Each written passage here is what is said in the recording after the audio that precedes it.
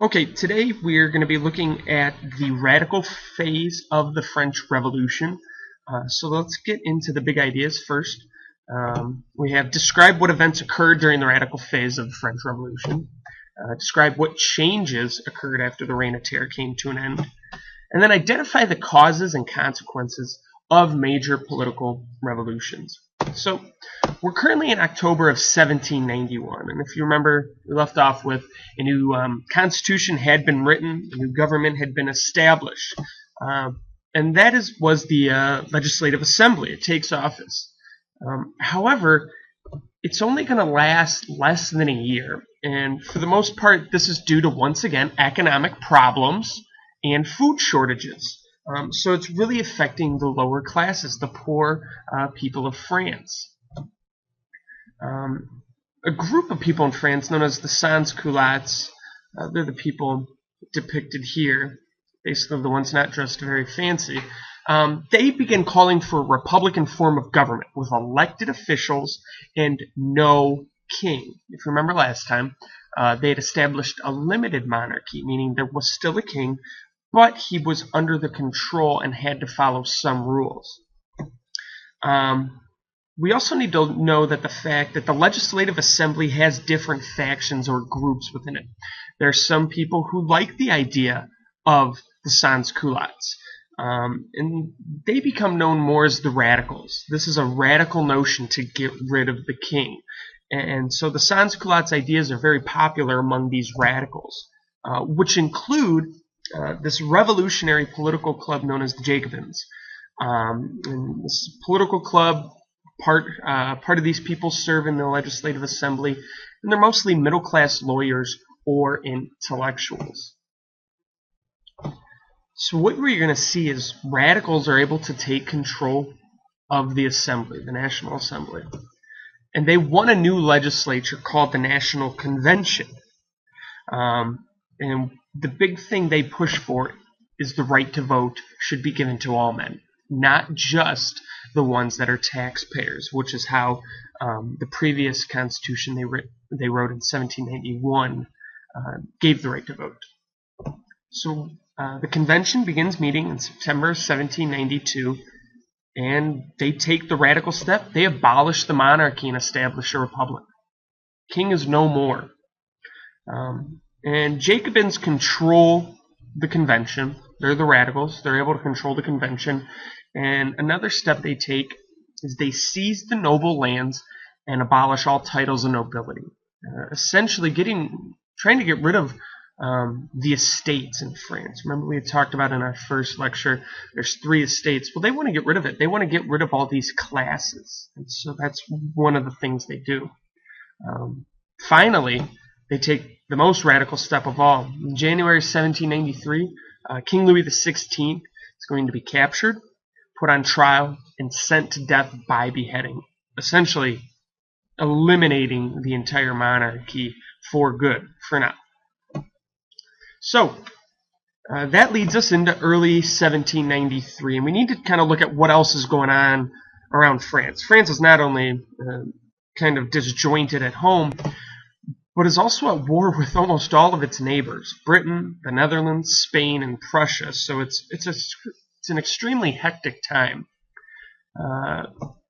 Which leads me to this guy, Maximilien Robespierre. He's going to kind of gain a lot of control and influence. He's not the most powerful, but he gains a lot of influence. And he's popular among the Jacobins and the sans-culottes because he hates the old order. He hates the old nobility and leaders. He believed that France could become a republic of virtue only through the use of terror. He's famous for saying liberty cannot be secured unless criminals lose their heads. And the criminals he's talking about are the old nobles, the old leaders of the monarchy. This is going to lead to a period in the French Revolution which is known as the Reign of Terror. And it lasts from September of 93 to July 94. And what happens is revolutionary courts are created, and they conduct these very fast and hasty trials.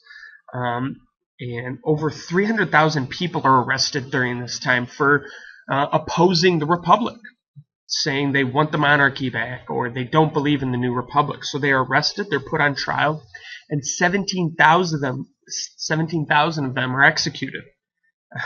Now, many of them are executed because of mistaken identity or false accusations.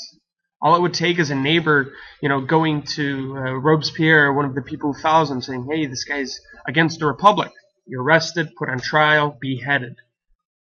That also leads me to kind of look at what they used at this time, which kind of becomes the symbol of horror.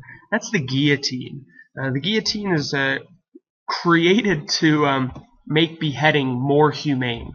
Before the guillotine's created, it's simply done by a man with an axe. So this kind of becomes the symbol of horror that surrounds France during the Reign of Terror. And it's only fitting that on July 27th of 1794, the Reign of Terror is almost going to come to an end with its creator. Robespierre is betrayed by members of the convention. He's arrested and executed. And this kind of leads to what we call the third stage of the revolution. In 1795, a new group is going to take control of the government. This is known as the Directory. It's essentially 5 men who, along with the legislature, are going to control the country. They write a new constitution. It's the third one in 6 years. But the Directory becomes threatened by royalists and supporters of a monarch, basically people who had supported the king before, he was executed and the monarchy was eliminated.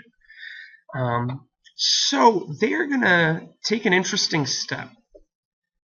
They're going to kind of promote this very young, popular military hero, a guy by the name of Napoleon Bonaparte, and they're going to try to use him to advance their own goals. But what they don't realize is they're unleashing the beast. And within a few years, Napoleon is going to outsmart all the people of France. So if we look at really quickly, in 10 years, in 1799, after the third stage is kind of coming to a close, the revolution had done a few key things. It had dislodged the social order. There's no more states. There's no first or second or third estate. They had overthrown the monarchy, gotten rid of the king, and they had brought the church under state control. No longer did the church run rampant and have all these powers. So a lot of things have occurred in only 10 years. So if we go through, look back at our big ideas, describe what events occurred during the radical phase of the French Revolution. I think we did a good job talking about that. Describe what changes occurred after the Reign of Terror came to an end. And then finally, the big overarching idea of the unit, identify the causes and consequences of major political revolutions.